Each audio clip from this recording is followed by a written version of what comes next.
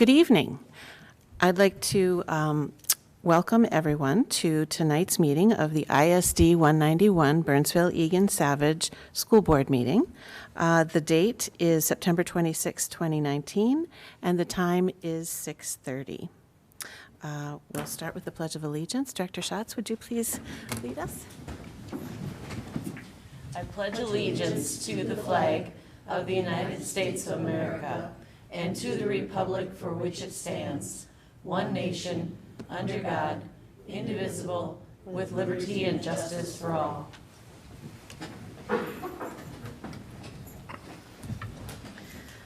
Thank you. We will start by approving tonight's agenda.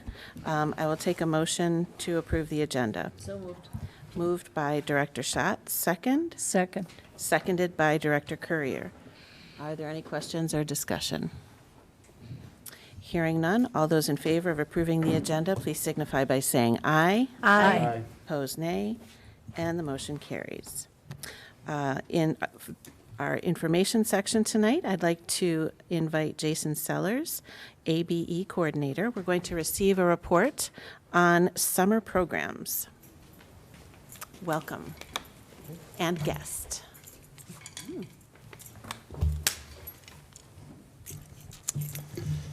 Good evening, everybody. We're really excited to be here. Courtney Flobeck-Jackson and myself worked in a brand new program for District 191 that involved 8th graders transitioning to 9th grade. We had a lot of help on this. There's some stories involved in terms of how we got to where we're at, but we'll go directly to the PowerPoint presentation. So Summer STEM Success Academy, the vision behind it was that we have a lot of students who end up in 11th and 12th grade over at Boz, where I was last year, that were short 9th grade credits. It's a tough year. It's a transition from middle school to high school, navigating all the different facets that come with that. And Courtney and I, in a previous district, had worked on a summer program for 8th graders transitioning into 9th grade. We took that model, brought it here, cooperated with other departments, to bring what you see here. The vision behind this is that we want to create incoming 9th grade students, give them the academic and social emotional support that they need to be successful once they get to the high school. This is before they ever walk in the door and take a class at the high school. The philosophy you can see there. Important to us was working with Kathy Funston to ensure pathway alignment. Second, we want to, of course, emphasize the college and career readiness. Third, ALC programs, according to the state of Minnesota, really focus on hands-on experiential learning. That was important to us. We wanted to make sure that students could earn credits. That was very important. And then we also want to provide a little smaller to student-staff ratio so that students would be supported and be successful. And then we wanted to simulate high school scheduling. Now, middle school does have a similar schedule to the high school, but we wanted to simulate that as well. In the second slide, you will be able to see the demographics and the breakdown of the students that attended the program. And I'll let you take a look at that. Our goal was to provide this opportunity to as many students as possible in the system. We worked with all 3 middle schools, the leadership teams, the clerical staff, as well as communications to make sure that as many people could hear about this program as possible. Dates of the program, 1 month, approximately 16 days, Monday through Thursday. And you can see the hours there. The classes were 70 minutes each, and there were 3 classes, 3 required courses. STEM engineering, a 9th grade success class modeled after Success 191, as well as a service learning project. In terms of the structure, it was free to all students. This is an under 15 ALC program, so the students generate the revenue if they earn the credits. That means it's a sustainable program, so we can offer this every single summer as long as we get students that will register for it. Additionally, Kathy Funston has been great in working with Bosch, and we look forward to partnering with them this upcoming school year, both during the year and next summer, to provide additional enrichment opportunities for students, including field trips to local businesses, bringing in guest speakers, so they can learn on the ground at the business, but also in a high school setting around what jobs are out there in the career fields that they're interested in. Transportation was free to all students. We, of course, observed district transportation guidelines and boundaries. And breakfast and lunch was provided by Food and Nutritional Services. The 3 classes are listed here. The teachers in the classes, 5 of them were teachers from 191. One had worked for us before in summer programming, and we recruited her for this because she has a science and STEM background. Each of those courses had different learning targets aligned with standards that we worked with the CISA department, and in particular 2 folks at the high school, to make sure that we were aligned to the new ELA courses and pathway requirements that they were developing for the high school. All right, so I'm just going to talk a little bit more about the program structure. And so we did follow the MDE guidelines as it relates to the attendance and proficiency portion. So 80% of the time for the attendance requirement needed to be met. So that was about 12 days of the 16 that students needed to be there. For the requirement for the grading, we did make sure that it was focused on their active engagement, so the hands-on learning, really trying to model what they were going to experience in the high school. So making sure that it wasn't just a body present, that focusing on being an active participant. Work productivity, really working with the teachers and the students to help them understand what productivity looks like at the high school level. So that was not just completion, but completing to the best of their ability. And then obviously working to the content standards. The last portion, because we did have the 2 credits that they were able to earn in 2 different areas. One was in the English language with STEM. The other piece was with youth service learning. And so that was a 2-phase project with youth service learning. So in the summer, students were able to get 0.5 of a credit with their development of their project. And that could either be a project that they created or a plan to drop into programming where they would complete another 40 hours by the end of the first quarter. As you can see with the enrollment data, we had 117 students originally registered. We did originally try to cap it at 100 just because we didn't know how many students we'd be getting for summer school at the high school level to begin with, and so that's what we wanted to do. Also, again, to make sure that we were making sure that class sizes were the 15 to 1 for the teachers, to really make sure that we were meeting those needs of the students. We did make sure that we called home on a lot of these. There were some students that their parents had signed them up and they just weren't as interested, and so you'll see that we did have 101 students that ended up showing up at least one day. Really excited to see our average daily attendance because, you know, come July for students to be in summer school, that's huge. And so our average attendance was great.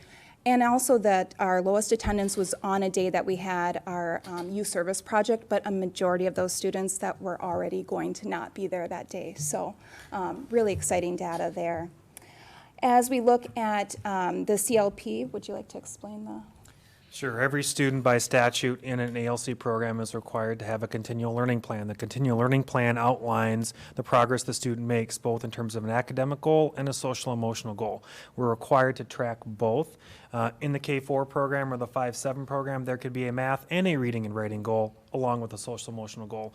In this program, we tracked all 3 from each of the classes on their continual learning plans. So if MDE asked, what did they do, what did they learn, what was the progress they made, we could give them that specific data. And again, one of the things that I'm really proud of is seeing on all 3 of the CLP dynamics that there was growth for all of them. Considering that we did open up this program to all 8th grade students, we didn't target a specific group, this was huge. And so I think our largest amount of growth was in our STEM area. Again, kind of focusing on that hands-on learning. That was a key piece to this. Students really enjoyed the manipulation of materials. And then the social emotional goal, we really wanted to make sure that when we were focusing on the strategies and success, that we were focusing on the things that were going to help students come into this 9th grade year and feel the most confident coming in. So not just understanding the landscape of the program, but those different prioritization pieces as well. And if you look at the results in terms of the credit earning, we had a large percentage of our students that were able to get the youth service credit. And again, that is just the first portion of the credit that they would get. I'm assuming we'll see a lot more. I've already seen some of the data from some of the volunteer work students have been doing thus far, and our freshmen are doing a lot better than some of our older kids right now, so that's great. And so they are doing a great job with that, and then also with our STEM credit, you can see the results there. So students worked very hard, and just anecdotally seeing students this summer and then seeing them in the classroom now, you can definitely tell the difference of students that participated in our program. In terms of program sustainability, I touched on this before, so I'll be brief. Obviously, program costs, the largest one is transportation, certainly, followed by staffing. We did have materials and supplies, field trip curriculum development. Courtney wrote 2 of the classes in terms of the curriculum in collaboration with the CISA department, and Ryan Patry, who is the STEM CTE teacher, wrote the STEM course. And we got that approved as well. And so there was a lot of work that happened throughout the course of the year, and then the students showed up. And so my job, the way we tag team this, my job was to make sure that everything was ready to go for the summer. Courtney's job was to make sure everything on the ground went great. And that is the most important part of the job, because building the relationships with the kids and the staff to make sure that they can actually earn those credits was key. And the results we're really pleased with. We originally had talked to Tom in the fall, our boss from Community Ed, and said, we're seeing that there's a need here. We're seeing that students, get to the high school, and 9th grade's a difficult year. And he looked at us and he said, well, what are you going to do about it? So we created a series of meetings with different folks that we knew had to provide us feedback and input to make sure that we could get the go-ahead on all facets of this program, so we want to thank Tom. Certainly Jenna Mitchler and Kathy Funston were a part of it. Kathy was instrumental in this a year ago before I came to you at the end of the summer and presented the information about the BYC summer program. Kathy had mentioned she's been trying to get a STEM program off the ground at the high school, a week-long program that would be nothing but STEM, but for 4 hours a day for a week. And the problem was transportation. Transportation is exceedingly expensive, and we want to make sure that all students have that opportunity. And I said, well, I can't do anything about it now, but over this next year, maybe we can figure something out. And from that initial conversation, and then working collaboratively with other departments, we were able to develop this program. So that was essentially kind of the genesis. Lucky to have Courtney that joined our district last year from another district where we work together, because she also has experience in programming like this. Really want to say thank you to Julie Kronebetter and her food services department. The food matters. The kids get hungry. They get off the bus. They're tired, but they'll still eat. And if they're there for 4.5, 5 hours, believe me, especially in the summer, it does matter. Allison Malaya and Danielle Christie were vital. We met with them. They took the time out of their day to meet with us and make sure that we were hitting the right standards based upon the feedback that CISA gave us. Glenn and his department, they're trying to clean the high school, and we're there in the space, so they were really great. And then Joe Meyer, Katie Salmella, and Sarah Noble at the high school. 2 of those were my admin interns last summer for their principal last year. They did a phenomenal job supporting Courtney. And human resources, to get people hired to make this happen and get them paid is a little bit of a feat in summer. So I want to thank their department. They were incredibly flexible with us. We've already begun initial discussions about how we can make the program better. We're really excited about the data. This has never happened in this district, and all of a sudden we got a bunch of kids that have credits walking the door, so that is a win. But there's some things that I think that we can do better. We've talked about adding a 4th course and partnering with Catalyst Music in the garage to do some career pathways around multimedia. Jack and Courtney and I have had initial conversations about that. The feedback when we surveyed the teachers was maybe the classes could be a little bit shorter. The STEM class is good that it's a little bit longer because they have some critical thinking, problem solving pieces that they need to accomplish, and that takes a little bit longer, but maybe the other ones could be a little shorter. And so if we add that 4th course, we can shorten. And we're really working with Kathy this year to add those business partnerships on Fridays. So if the classes are Monday through Thursday, then what's the enrichment experience that can happen on Fridays? And what is that going to look like? we didn't want to have a wait list. We would like to take every single student, but there are realities. And we have to start a program, we have to staff it a certain way, and it was unfortunate that we had to turn some folks away. We're going to try to make it such that we don't have to have a waiting list this next summer. No guarantees, but we'll do our best. And then we're developing a student survey. Courtney is going to be working with some of the students that were in the program this last summer to get their feedback on how we can change and improve the program for next summer, what their thoughts are, because ultimately they're the ones that are there and their feedback's really important. And then in terms of students planning for next summer, we'd like to bring some of those students potentially back to be a part in some way, shape, or form, and Courtney's really leading the vision around that. Great. Any questions? Thank you very much. I'll open it for up to questions and comments. Director Chester. My son was one of the first students in this program, and so he had a hard time transitioning from elementary to middle school, and I believe that this summer STEM program helped him ease his transition into high school, which was it's a big transition, and so he's doing pretty well because of the ability to be in this program over the summer, and because he is in special ed and has some special challenges. It was so nice. Thank you, Courtney, because I don't know if he would have lasted through the whole summer if it wasn't for your extra support of him. And in looking at some of the things to implement for 2020 is, and in thinking of our special ed kiddos, if there's any way to add in the special ed support that usually doesn't come in the summertime, I would encourage that. Great. Any other comments or questions? Director Schatz. Thank you for this report. It's really exciting to see such great success this first year. I have a couple of questions. First would be, you mentioned following up with the students and getting their feedback as far as what the programming was from this last year.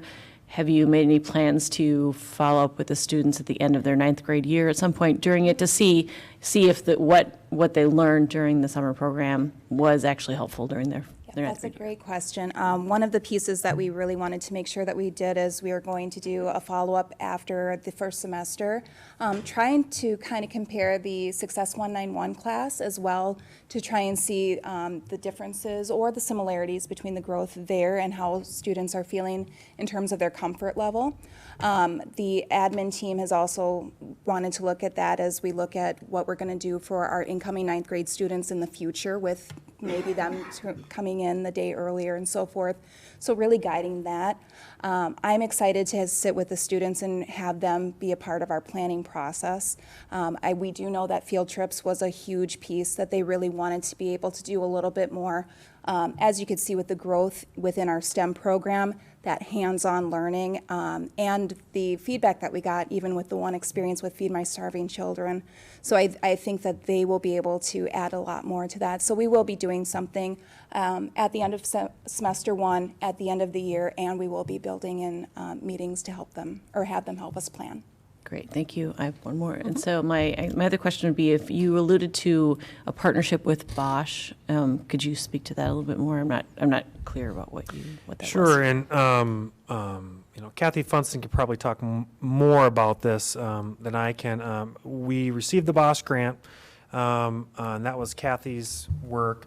And then so throughout the course of this year, really sitting down and talking about, okay, so on Fridays, to provide enrichment opportunities that are authentic in nature, either at a business site or bringing folks in from businesses and local community partnerships to work with the students, what is that going to look like? How can that look? What are the opportunities? What are the kids saying that they want to do? And so using some of that money to provide those enrichment pieces that maybe we don't have the funds to provide in just the typical program, the Monday through Thursday program. And so it's yet to be determined. But Bosch provided some significant funding for the program for this Not last for this year? recent Not summer, for this no. recent summer, so that's Moving something that- forward, we okay. think that can certainly be the case, but Okay. not for this past summer. Okay, no. and was there grant monies or anything how was this, I guess, how was the summer funded then? Sure, it was funded as an under 15 ALC program, so the revenue that was generated was based upon credits that students earn. You have the option in an ALC under 15 program to either do a seat-based model or to do a credit-based model. In a seat-based model, you guarantee that you actually get funds reimbursed from the state of Minnesota based upon the amount of hours students attend, but that has a very low cap. So you're only going to earn, let's say, this much.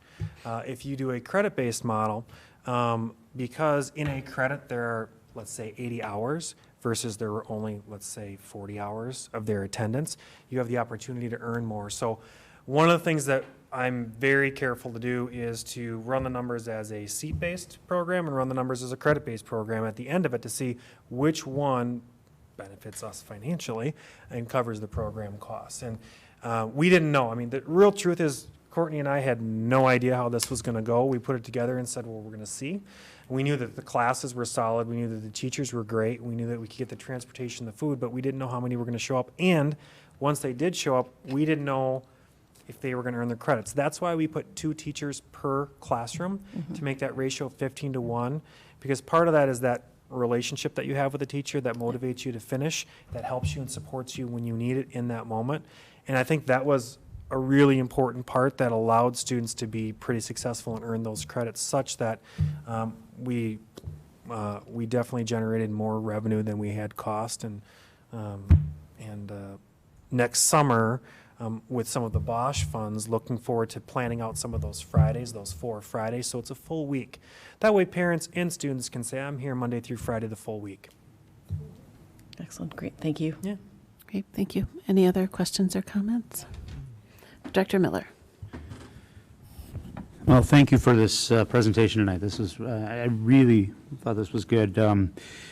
I love the fact that we're serving a need for the students, but what I love here too is the storyline that we had an identified issue, concern, and we took an in-house existing organic program and grew it to fit the mold and fit the issue, and that's fantastic. And I love the fact that that you're able to make it sustainable, and especially in the time period we're in right now, that it's great stuff. And you know, I would encourage anybody, you and anybody else listening, that keep that philosophy stuff in mind. You know, this board, for all the struggles we have, I guarantee you will cover you if you try something like this and take a stumble. That's because this is the kind of thinking we need.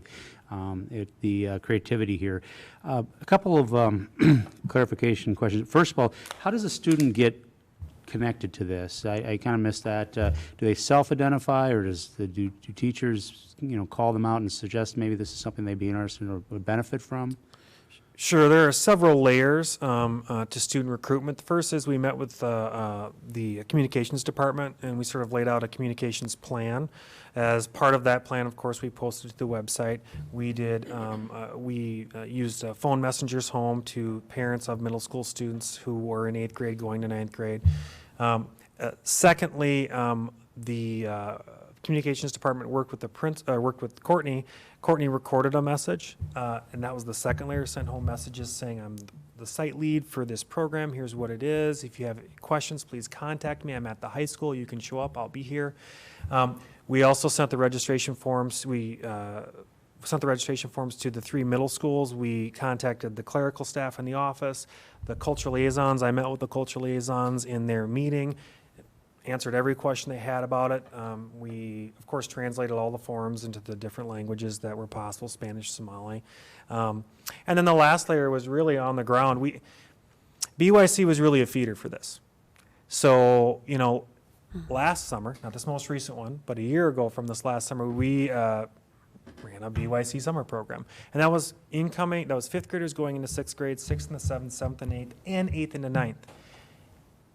Because that's what the need was. And it was then realizing that those 8th graders going into 9th grade, they enjoyed summer, they learned, and certainly they were engaged in some of the things that we were doing, but it was really square peg round hole. They needed something different, and they needed an experience at the high school with high school teachers, getting high school credit, so that they're not just coming to summer school and then, well, then what, right? And so really communicating with the students that were in BYC at the middle schools and saying, hey, you can do this. And so our BYC site leads, tabling at lunches, contacting parents, texting them, because they have their relationships with the parents, saying, this is what we're doing. Your kid could really use this. It's going to be great. It'll be fun. It's not going to be sitting there and getting drill and kill. Please register them. And even with all that, you know, after the deadline, we had some folks call us and say, can we still get in? We're like, sorry, no, we're full, and if somebody leaves, we'll try to get them in. But And it so was a very conscious effort to make sure that we opened it for all students, specifically because it was credit bearing. We wanted to make sure that we made it possible for everyone. So a lot of the pieces that Jason's talking about, we wanted to make sure that we supported getting that information to all of the students. So it was really making sure that we had a wide net, but that we got as many students from any place that wanted to do it. Good. And you alluded to this now a couple of times. I did have some concern when I saw that we had a wait list. It sounds like that's a concern of yours and you're addressing it. Yeah. You know, I would prefer to see next time we see a report about this, we didn't have a wait list. So we would too. Good. Last thing I want to ask about is, correct me if I'm wrong, 8th graders going to 9th grade surrender their device and get a new one at 9th grade, correct? So is that something we can maybe fix or remove? I imagine it'd be helpful if they had their device in your programming. I will tell you this, that's where the technology department really came in, and Rachel Gorton and some of the folks there, Cheryl Walzak, we knew that was going to happen. I had some meetings set up with them, and the first thing we said when it came to this particular, because there were 2 other summer programs they were helping us with too, was, okay, so they're going to give them up. How is this going to work? Can we have a bank of Chromebooks at the high school? Are there Chromebook cards? Can we use them? Can they just be there? Because one of the things we didn't want to do is necessarily give it to them early, because things happen in summer, right? And we wanted to make sure they were there, so I forgot my Chromebook at home, right? And we had the banks of Chromebooks there, and Courtney really worked on the ground with Cheryl there to make sure that could happen. So it worked. I don't know. I thought it worked pretty well. It did. Yeah, no, that's great. Excellent. I can't, repeat more than enough. I love this entrepreneurial thinking. It's fantastic. I encourage more people to do this, to take more risks like this. This is awesome. Great, thank you. Any other comments? Director Courier. Just clarification on the credits that they earned. How many or? Go ahead. Okay, so students were able to earn up to 2 credits. So during the summer itself, they were able to get 1.5 credits. 1 credit, full credit being for the STEM with writing, which focused on the writing component. So that's an English language elective credit. Then there was the youth service. So they only had 0.5 of the youth service credit in the summer because they had completed 40 hours at that point. Then they have through the first quarter to complete the other 40 for a total of 2. Thank you. Yeah. Great, thank you. Any others? Nope. I had a couple. I concur with Director Miller on the innovation. This is really great. It's serving a very real need. And I like the fact that you're looking forward to next summer and connecting with our business community. I can hear our business education network written all over this, and in conversations with our community, know that our businesses are hungry to partner with us as much as we are with them, to give the kids as much opportunity to think about their futures as we can. So this is just a really great little nutshell of opportunity for them. I also appreciate the fact that by allowing them to giving them the opportunity to earn these credits before they even enter high school. You know, we all know that we have a misstep here and there, and sometimes the transition can be tough.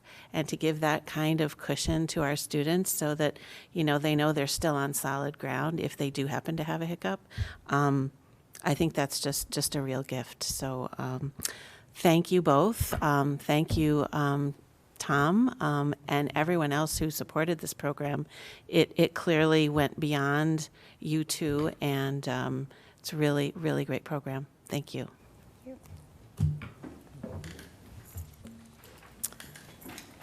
All right. Next, committee reports, and we will start with a report from our Policy Review Committee with Chair Courier. Right there.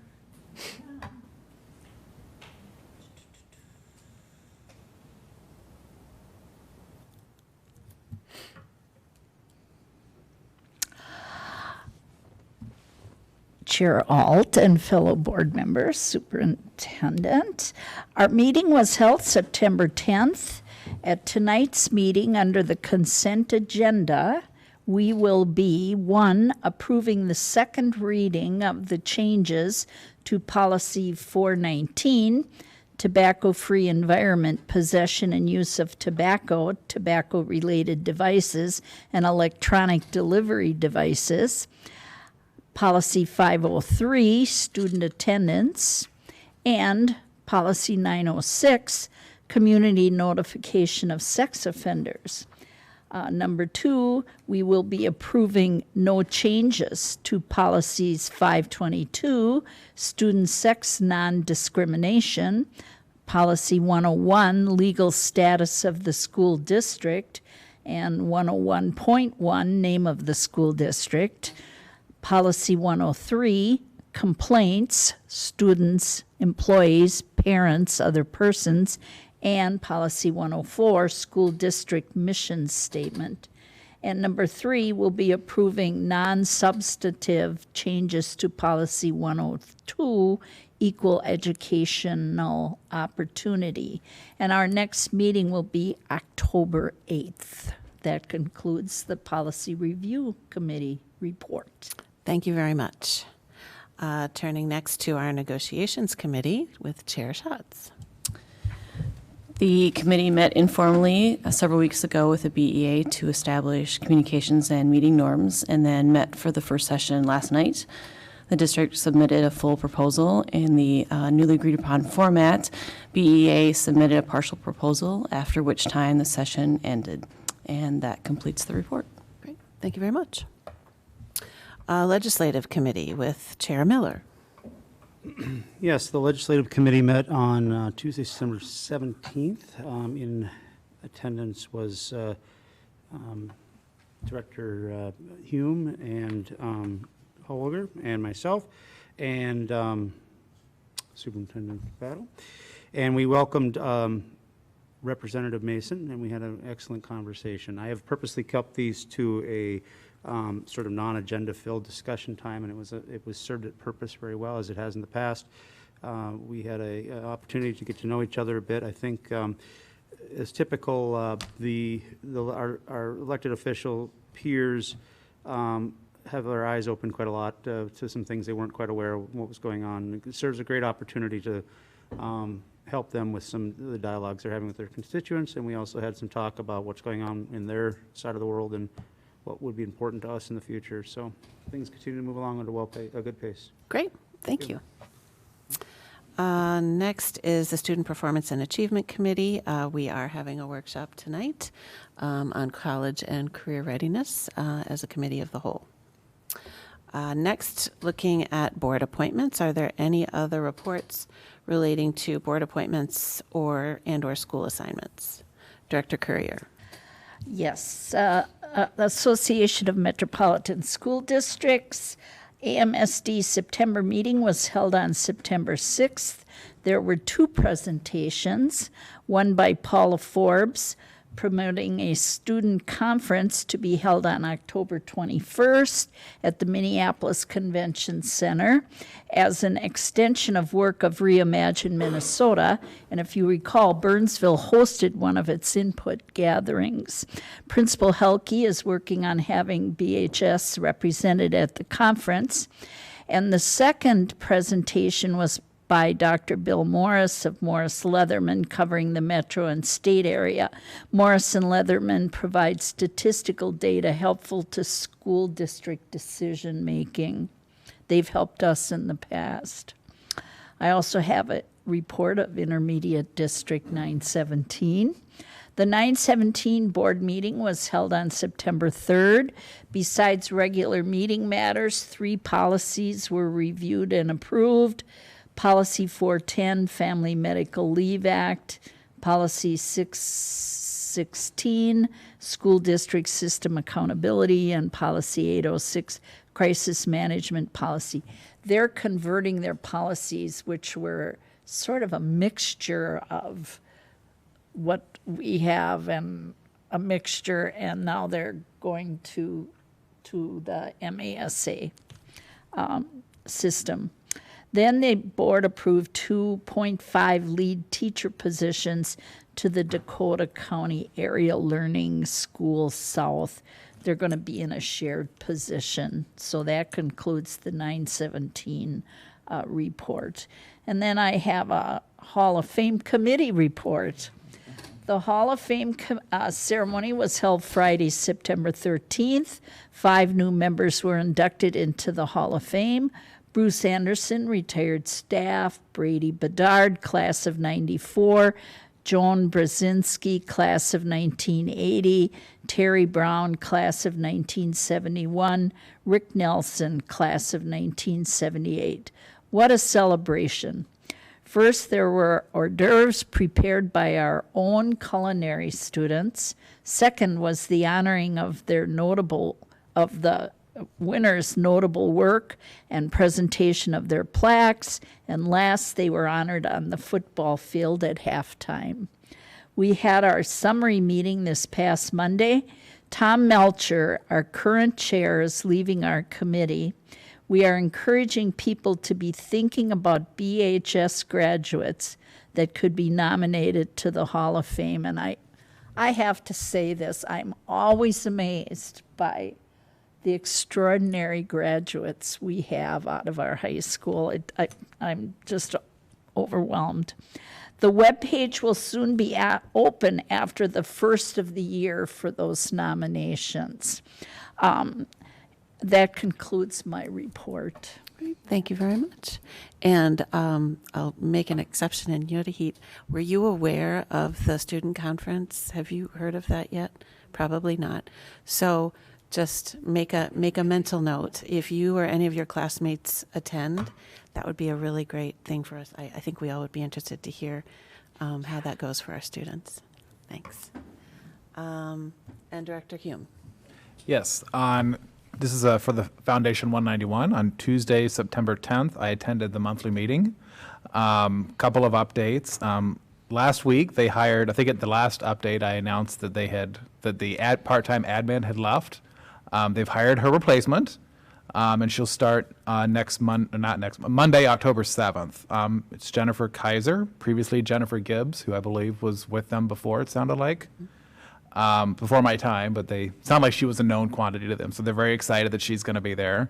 Once again, the annual gala is planned for Thursday, February 13th. A couple of new scholarship funds are being set up for 2020, so they're very excited about that, and they seem to be very organized and energized as they move forward with their work for the coming year. Donor letters for the spring 2020 scholarships should be going out very soon, so they feel like they're right on schedule of where they need to be, so that concludes my report. Awesome, thank you. Any other reports? No. I had just kind of a brief school assignment report. I visited both of my schools, Metcalf Middle School and Harriet Bishop, earlier this week, actually. It's been a full week. And just, glad to report back that they've had a really great start to their school year.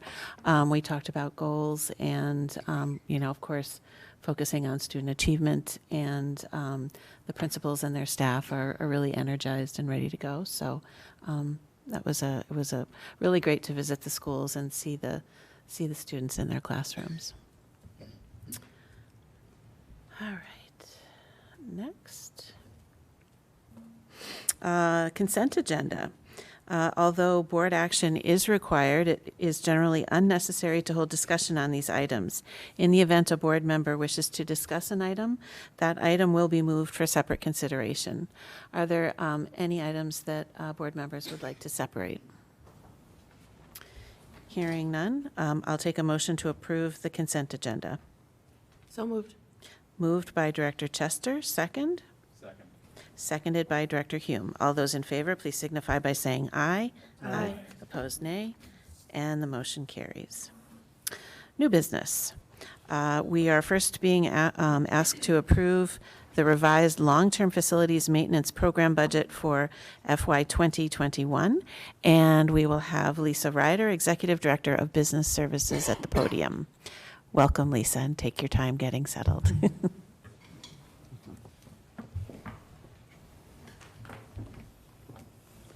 Good evening. It is not typical that we bring to you a revised LTFM schedule. LTFM is our long-term facility maintenance. But in May, when you last saw the plan, we have since learned more information that we really do need to take care of a renovation to our turf field at Pate Stadium. The reason is, as we, on an annual basis, have been assessing it, the fact is it's 11 years in, and the rubber is not settling as it needs to ensure the safety of our players.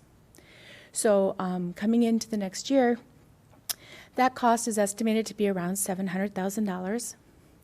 And so in looking at the levy information, as all of the numbers come together on the 40-page document, it was clear that this year is unique in that we have a number of adjustments, negative adjustments. That means it's lowering our levy amount.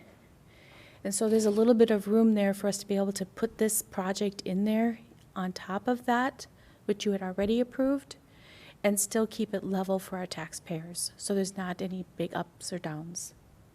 So it's our recommendation that we review and revise our LTFM plan to add in that project, and knowing that it's not going to change things. So what I have done is updated all of the materials that you needed to do for the application process, and I have sent it and communicated with MDE staff already to determine exactly what the impact is to our current levy as it looks. And so they have actually, this afternoon I was printing the report for tonight's approval, and I went back to my email and there was one saying it just was updated. So I pulled it again to find that they had inserted the information so we could actually see the numbers. So we have inserted the latest report as of today, which indicates that inclusion, assuming your approval. So it, as you can see, will still leave us with a decrease in our overall levy of almost 4%. So it is not greatly impacting our taxpayers, and it will help us to kind of level things a little bit and take care of our project that we need to take care of. So the materials that you have before you in the board packet include all the application materials that we need to submit, along with there's an assurance that the superintendent signs. And so I send that in tomorrow, authorizing this, and they'll keep it as is. If it isn't approved, then I'll notify them and they'll pull it back out. So whichever way it's decided. Then that would be included with your approval in the levy. And like I say, now at least you can see the numbers, and we'll have that as a separate agenda item later for approval of the levy. But right now I'm asking for you to, if I might read the recommendation. Please. That the Board of Education adopts the resolution approving the revised long-term facilities maintenance program budget for FY 2021. And it is a resolution at this time, which allows me then to be able to have the minutes go immediately up to the board as a resolution, and they'll be able to accept that within the time frame. Thank you. I will take a motion to approve the recommendation. Moved by Director Schatz, second? Seconded by Director Hallwiger. Are there questions or discussion? Director Miller. I'm trying to understand this. So how is it that we have a $700,000 capital program that sort of just now appeared?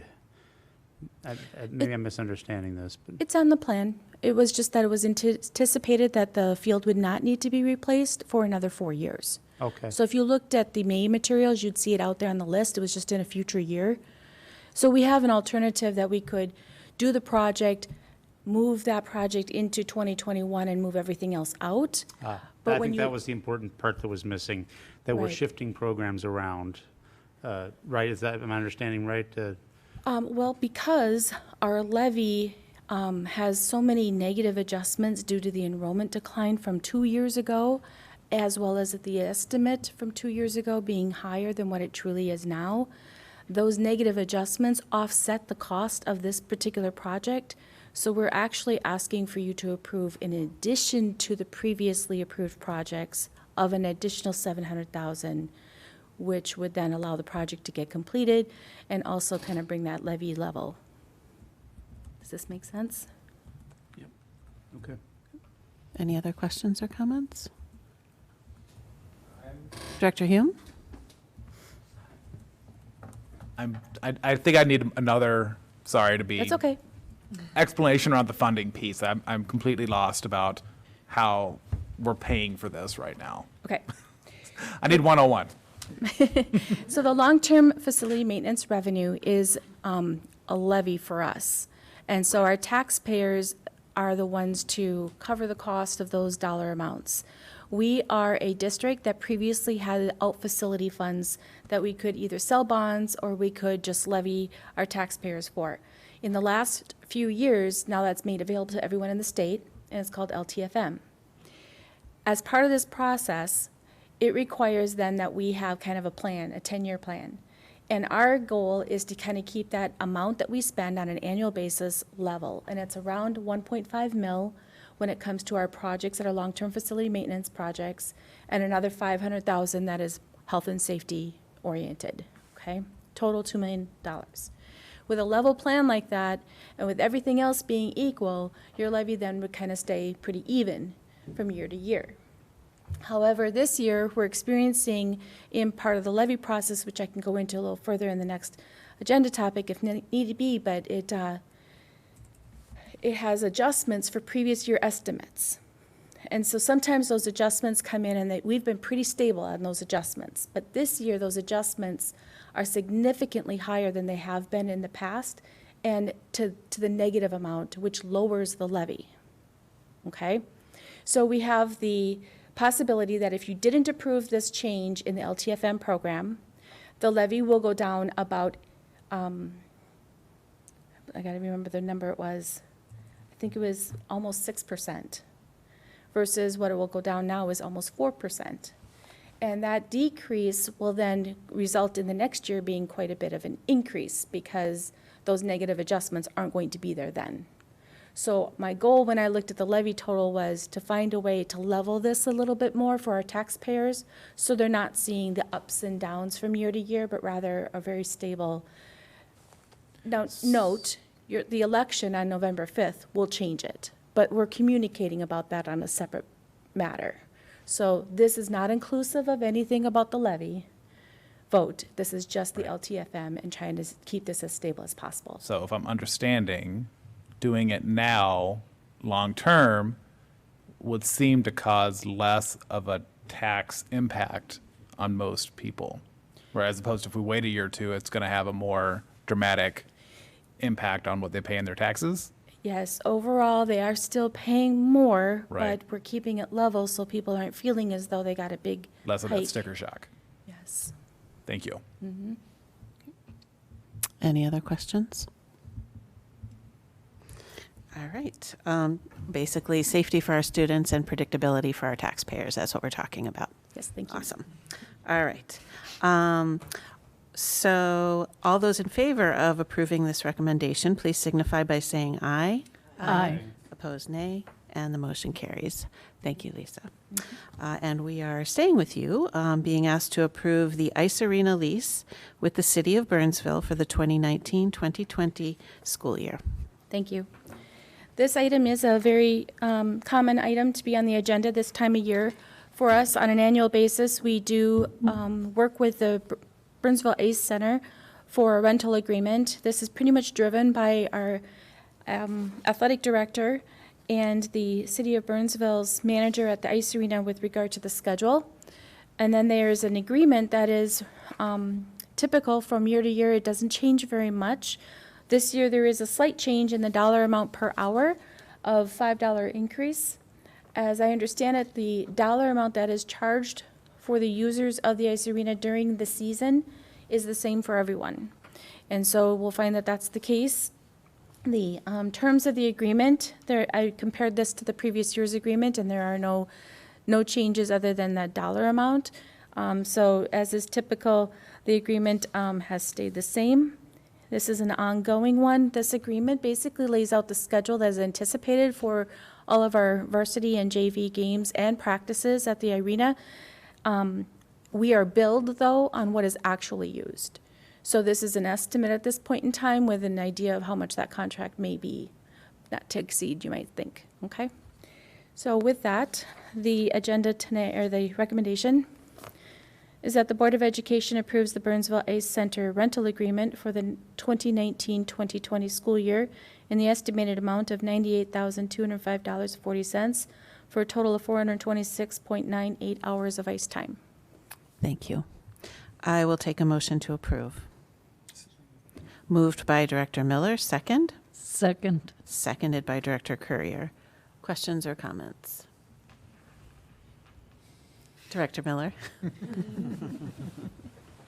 So, as you indicated, it's a bit of an annual event, and you did preclude my question, came well prepared. But just to clarify, the amount of the hourly bill rate that we're being charged by the city is, to your knowledge, the same rate as if I went over there and rented an hour of ice myself out of my pocket.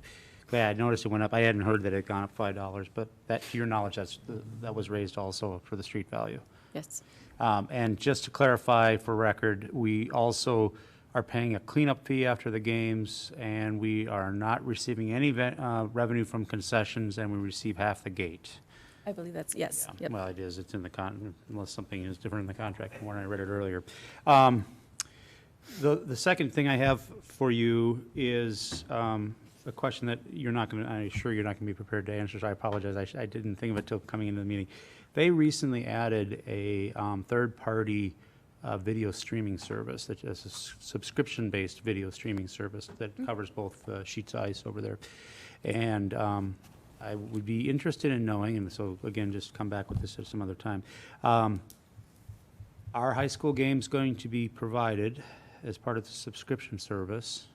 And I don't even know if that is allowed in the governing bodies that cover high school sports, but are they? And then if they are, is that revenue strictly going right back to the city and none of that's coming to us? So, I'll follow up. thank you, appreciate it. That's all I have. Great, thank you. Any other questions or comments? I just had one question. So we know that there are other school districts within the boundaries of Burnsville. What kind of usage do we compete with them in terms of the use of the ice rink? What I know is that the AD works with the manager to determine the schedule that we have and what we need for ice time. As far as how much of that time that is requested and doesn't land in our schedule, I'd have to check and verify on that piece, or the number of various different competitors there might be for that same time. I'm not really certain. I can follow up and inquire. But essentially, the AD is able to work with the city and get the schedule that we need for our students. Yes. Okay, great, thank you. All right, with that, all those in favor of approving the recommendation, please signify by saying aye. Aye. Opposed, nay, and the motion carries. Staying again with Lisa, we're being asked to approve the restatement of the Burnsville ISD 191 403B plan. This is an item that we have not ever brought to you before, as our original 403B plan, which is our it's similar to a 401k in the corporate environment. So all of our employees have the option of participating in our 403B plan, which allows for them to put money aside for retirement. And in many of our contracts, there is a match that is identified as well for various employment as of our employees. We have a third-party administrator who manages all of this information. As part of the process, they notified us that there is a change and an opportunity for us to kind of take advantage of an IRS forgiveness for any errors or mistakes that we might have in our current plan that we've been under since 2008, okay? And so if we go through the process of restating our plan, we will then, basically access that umbrella of safety with the IRS, and if we use the IRS form to do so, then we're more likely than not to have any issues. So their recommendation was for all of their clients to work through the process of following through with that restatement of the plan and to utilize the IRS form, which we have. I have gone to a workshop in which they did this with a number of their clients, and we just walked through it, knowing your own existing plan and kind of mirroring it, but putting it into the IRS form. As we went through that process, we did have some dialogue around one particular option, which is the special catch-up for after 15 years of service. And that one has risen, has brought a lot of questions to it from the, I guess I want to say the fact that so many administrators struggle with being able to really track the level of detail that it requires to do it accurately. It's not hard to know whether or not someone's been employed 15 years or if they've worked 15 years with a 403B plan, but it's hard for us to know if an employee has been with us maybe 5 years, 10 years somewhere else, what was their dollar amounts there versus here. And so it just gets kind of tricky for administrators to be able to monitor this and actually do it well. So they have recommended that we actually remove that from our plan. We discussed it internally, and we're aware of maybe one or two in the last 10 years that may have asked about it and then asked us to kind of research this for them.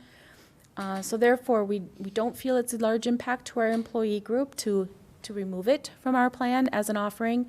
And that is the one change that we are suggesting we make in our restatement process. Tonight, we have to, prior to March 31st, we have to have a plan that has been established, a restated plan, and submit that by the 31st of March in order to obtain that forgiveness from the IRS. And so it's before you tonight for your approval. You'll find attached are two documents, one which is the actual plan restatement, and then secondly is an appendix, which basically just discusses who's responsible for preparing information, whether it's us, whether it's our administrator, whether it's the employee, and then it also does list all of the vendors as well that we used to have, as well as who we now work with.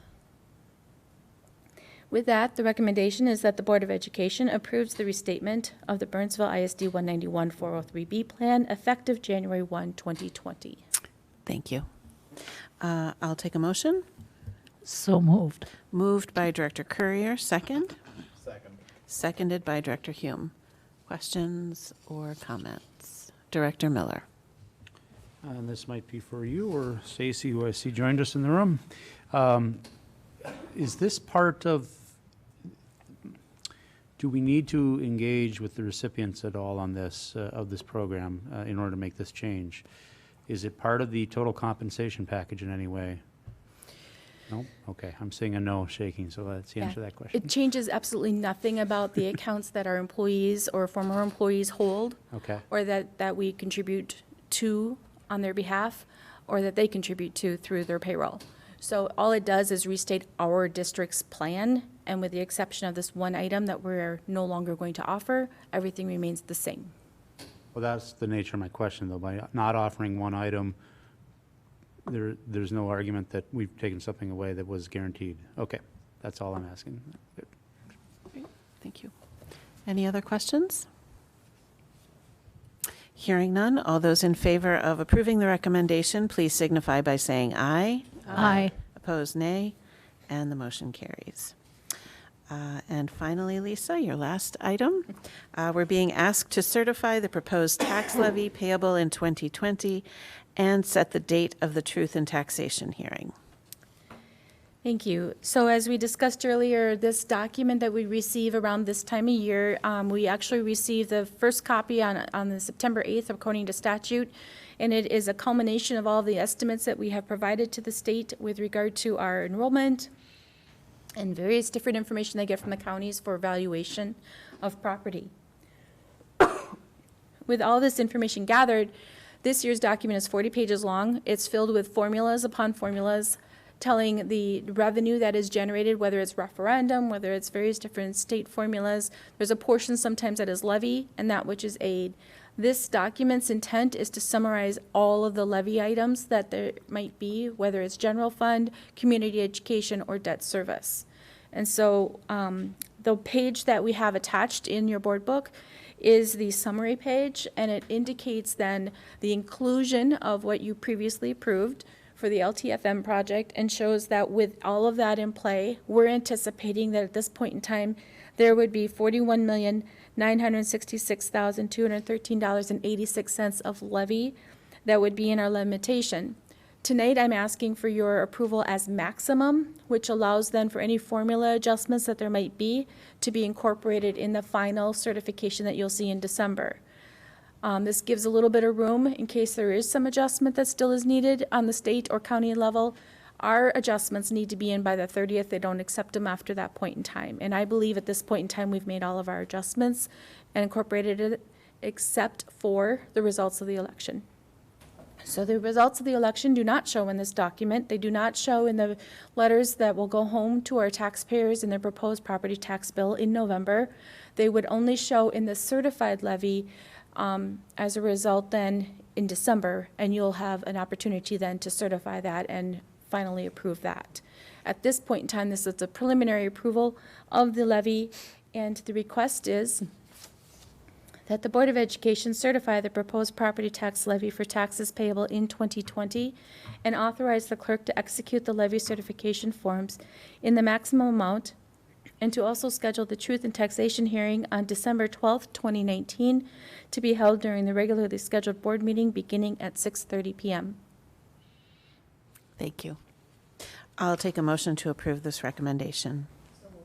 Moved by Director Schatz. Second? Second. Seconded by Director Hume. Questions? Hearing none, all those in favor of approving the recommendation, please signify by saying aye. Aye. Opposed, nay. And the motion carries. Thank you very much, Lisa. Next, we are being asked to approve on a first reading basis changes to Policy 208, Development, Adoption, and Implementation of Policies with Assistant Superintendent Brian Gersich. Welcome, Brian. Thank you very much for having me here this evening. I did miss the most recent policy committee meeting, but these were some changes that were made from the one prior to that. So hopefully if there's something I'm misspeaking on, one of the policy committee members I would trust would jump in and cut me off. Just a couple of minor changes to Policy 208, which was up for just a normal review. If you look under Policy Development, Section C, Part 3, Section C, just as in the policy adoption process, just a minor language addition that would talk about how policies do need to comply and not conflict with other policies or federal law. Part of that is just to make sure that as employees, students, or even residents, a number of people can recommend policies that may not be familiar with all of the policies or the laws that we have in place. Under Section 4, Adoption of Policy, Portion A, you'll notice some language that has been striked about proposals and public comment. And I believe it was the wishes of the committee to pull that out, and it's a little bit hidden in Portion A and have it be its own section. So you'll see that language down in Part E, which talks about how our proposals, like everything, is available for public comment at the listening session before board meetings when they are acted upon. And then the last minor change would be in the implementation, that the superintendent or designee would comply with consistent practice, that we would have the fact that others may be also responsible for implementing board policies. Great, thank you. I will take a motion to approve this policy. Moved by Director Chester, second? Seconded by Director Miller. Questions or comments? Oh, it was Schatz, wasn't it? Sorry, Darcy. Questions? No? All right. All those in favor of approving the recommendation, please signify by saying aye. Aye. Opposed, nay. And the motion carries. Thank you. Thank you. All right. Before we adjourn, after we adjourn, we will, as I mentioned earlier, start a workshop as a committee of the whole, Student Performance and Achievement Committee meeting on college and career readiness. And then after that, we will adjourn to a closed session as permitted by Minnesota Statute 13D.03 to discuss ISD 191's labor negotiation strategy. With that, I will take a motion to adjourn. So moved. Moved by Director Chester, second? Second. Seconded by Director Howiger. All those in favor of adjourning, please signify by saying aye. Aye. Opposed, nay, and we are adjourned. Let's take until